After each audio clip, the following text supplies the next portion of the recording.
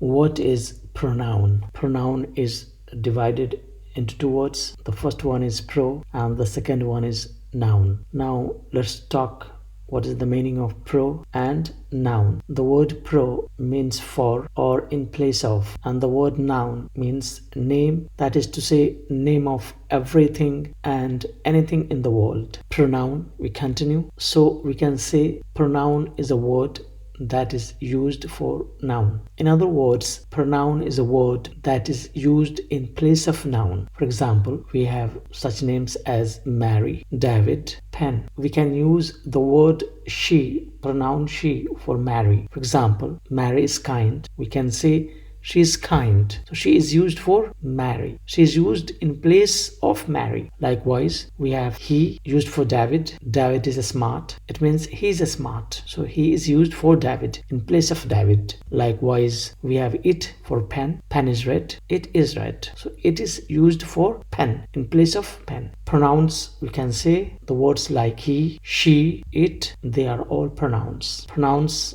we can further say I, we, you, they are all pronouns. Hope you understand the lesson. Thank you and good.